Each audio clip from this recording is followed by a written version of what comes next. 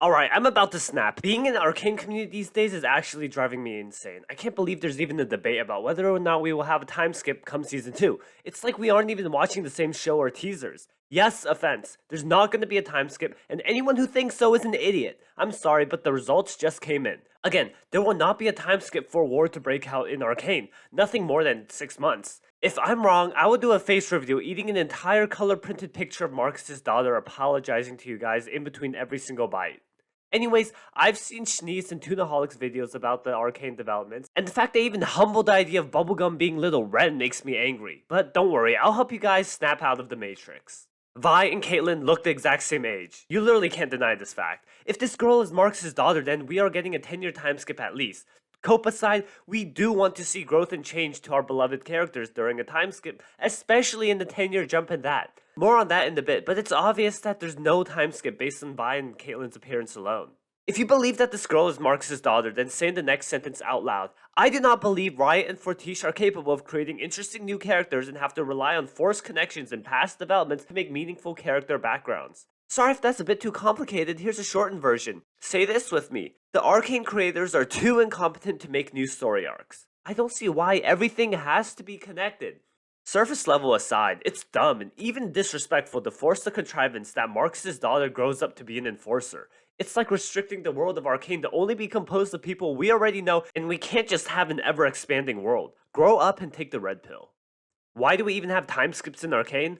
The real question is, why do we even get a look inside the Arcane world? In the history textbook, we only learn about the most important facts that happen. In Arcane, it's the same thing. The war on Piltover that resulted in the subservient Vander led Zahn, the Four Children terrorist incident and Soko's political takeover, and the events leading up to the second declaration of war. Every time skip we get is in the lull period where nothing happens. Vi and Powder growing up with Vander, Vi rotting in jail in between Acts 1 and 2.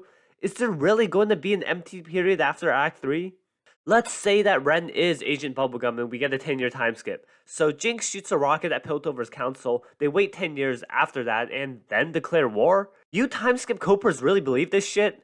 Something has to push the council back over a triggering point to actually declare war. Otherwise they wouldn't wait 10 years in the first place. Something triggers a declaration. You don't suppose Jinx shoots another rocket at Piltover to get their attention. Completely unrelated note, but also, this Jinx 10 years in the future also happens to look exactly the same. You guys hear yourselves? The whole point of Jinx launching the rocket is to declare war. That is precisely why the declaration is contrasting with Piltover's bid for peace. War is coming immediately after Jinx's attack, and I can confidently say that war is a major enough event to show to us. I'm not saying there's not going to be a time skip. We will probably see the events of the rocket and then jump like a month ahead for the new council to get appointed, and maybe a few months to militarize, so I give it at most 6 months.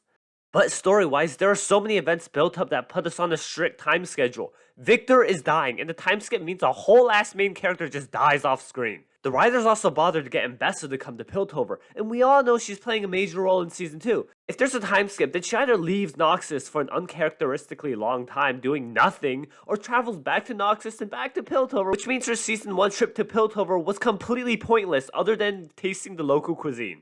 At that point, you can just write some other means of convincing Jace to develop weapons and give Mel a few more flashbacks for character development. Hell, if Piltover just sits down and does nothing for 10 years, Jinx is gonna shoot a million rockets at the city of tomorrow until it becomes the city of yesterday. If someone still believes there's a time skip at this point, then I'll have what you're having because you are living in Fantasyland. You know, I hope you guys don't enjoy this video, and I will catch you guys in the next one, alright? I'm done. I'm done with this.